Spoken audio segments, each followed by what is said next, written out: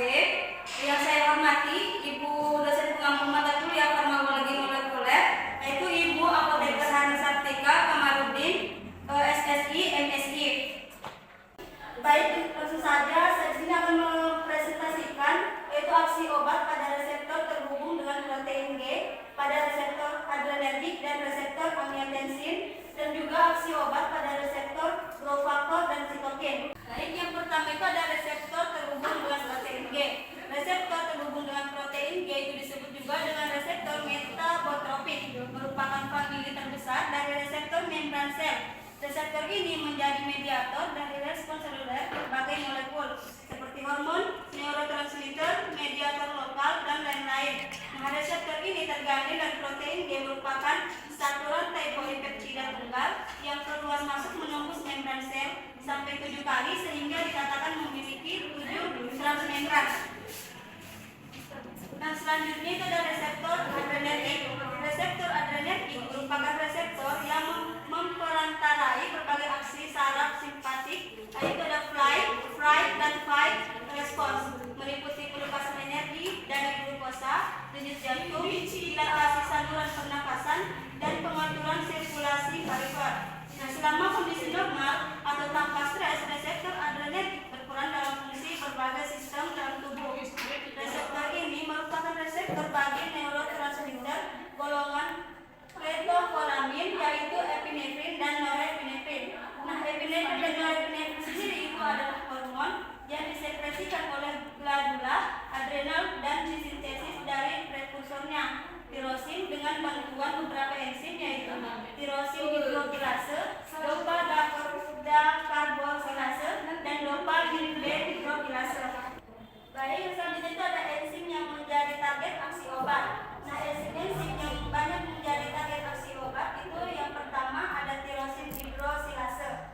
Obat-obat seperti kafein, nikotin, morfin dapat mengupregulasi ekskresi sehingga meningkatkan aktivitasnya. Yang kedua ada monoamin oksidase. Obat ini obat antidepresan banyak beraksi menghambat monoamin oksidase. Inhibitor seperti dijelaskan pada bab ini sebagai target aksi obat. Contohnya ada terakhir stimpiromin dan selegidin. Yang ketiga itu ada protekol O-metil transferase. Inhibitor enzim protekol O-metil transferase itu menyebabkan penghambatan degradasi noradrenalin, adrenalin sehingga meningkatkan kadar neurotransmitter tersebut. Contohnya itu adalah tolkapon dan entacapon yang digunakan untuk pengobatan penyakit Parkinson. Yang kedua itu ada tipe dan subtipe reseptor adrenergik. Nah, tipenya itu ada tipe alfa dan juga tipe beta. Selanjutnya itu ada pembagian subtipenya, yaitu ada reseptor A1 adrenergik, reseptor alfa 2 adrenergik, dan selanjutnya itu ada reseptor beta 1 adrenergik, reseptor beta 2 adrenergik, dan reseptor beta 3 adrenergik. Baik, yang pertama itu kita bahas mengenai reseptor adrenergik tipe alfa, yaitu ada reseptor alfa 1 adrenergik. Reseptor alfa 1 itu diketahui memiliki 3 subtipe, yaitu ada alfa 1A, alfa 1B, dan alfa 1D. Reseptor alfa 1A terutama banyak dijumpai otot polos, pembuluh darah, saluran vas deferens, dan saluran kemih. Sedangkan reseptor alfa 1B sebanyak dijumpai di hati, limfa. Sedangkan kalau reseptor alfa 1D itu berpolasi di aorta dan arteri. Nah, selanjutnya itu ada reseptor alfa 2 adrenergik. Reseptor alfa 2 adrenergik terdiri atas 3 subtipe, yaitu ada alfa 2A, alfa 2B, dan alfa 2C. Tetapi karena belum adanya ligan yang spesifik terhadap subtipe reseptor, nah reseptor ini fungsinya sebagai biologis spesifik ketiga. Subtipe reseptor ini itu belum banyak diketahui. Nah, transduksi signal reseptor 2 itu adalah melalui ikatan dengan protein G yang menyebabkan penghambatan adenilasi klase. Nah, selanjutnya itu ada reseptor adrenergik tipe B. Nah,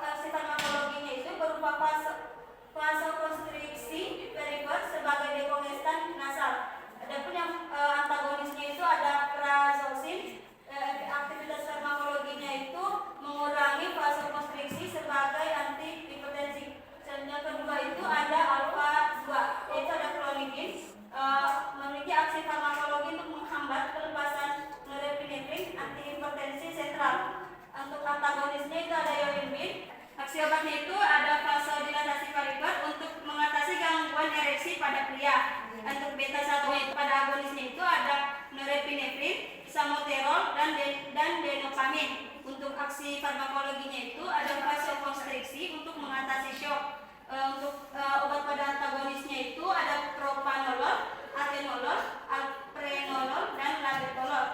Untuk aksi farmakologisnya itu ada vasodilatasi sebagai antihipertensi.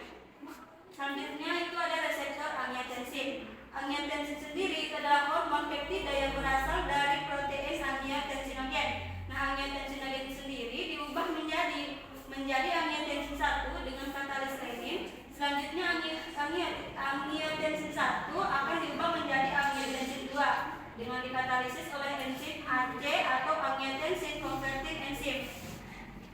Langsung itu ada reseptor angiotensin itu berdasarkan tipe dan subtipenya. Yang pertama itu ada reseptor angiotensin tipe 1 atau AT1.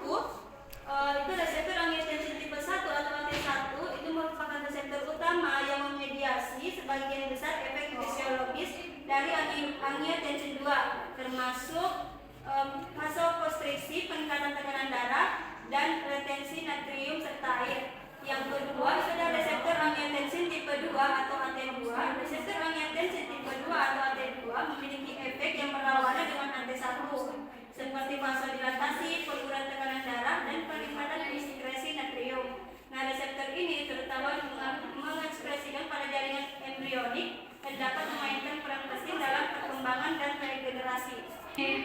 Oke. Adapun efek fisiologis aktivitas reseptor adrenergik dan angiotensin, yaitu yang pertama ada kardiovaskular. Aktivitas reseptor adrenergik meningkatkan frekuensi dan kekuatan denyut jantung serta memperluas pembuluh darah. Sementara pada aktivitas reseptor angiotensin itu meningkatkan resistensi pembuluh darah perifos, menyebabkan peningkatan tekanan darah. Yang kedua itu ada respirasi. Nah, reseptor adrenergik di saluran nafas yaitu menyebabkan bronchodilatasi, mempermudah proses pernapasan. Sementara angiotensin itu dapat menyebabkan vasokonstriksi di paru-paru, meningkatkan resistensi pernapasan. Selanjutnya itu masuk mengenai aksi obat pada reseptor growth factor dan sitokin. Yang pertama itu ada reseptor growth factor. Nah, reseptor growth factor itu adalah reseptor RTK yang bertanggung jawab terhadap pertumbuhan berbagai bagian dari sel. Jenis-jenis reseptor growth factor itu ada reseptor EGFR dan reseptor FEGF. Reseptor EGF atau epidermal growth factor itu reseptor ini berperan penting dalam proliferasi dan diferensiasi dan migrasi sel epitel. Aktivitasnya itu terkait dengan perkembangan beberapa jenis kanker sehingga menjadi target utama terapi kanker. Selanjutnya itu ada reseptor vaskular endothelial growth factor. Itu reseptor ini berperan sebagai kunci dalam angiogenesis, pembentukan pembuluh darah baru.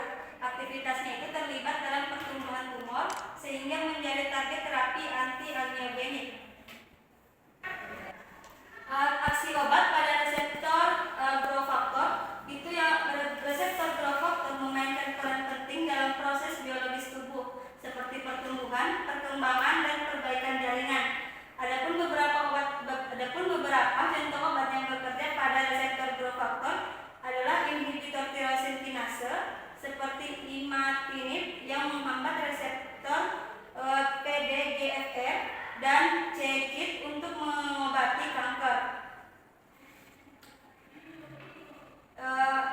Definisi reseptor sitokin. Nah, sitokin adalah senyawa protein endogen yang dilepaskan oleh sel-sel untuk saling berkomunikasi. Mekanisme kerja reseptor sitokin yaitu ada ikatan sitokin, ekstraseluler sitokin. Ekstraseluler sitokin yaitu akan berikatan dengan reseptor sitokin yang spesifik di permukaan sel target. Yang kedua ada aktivitas jalur persinyalan. Aktivitas reseptor sitokin akan memicu aktivitas berbagai jalur persinyalan intraseluler. Yang ketiga itu ada translokasi faktor transkripsi.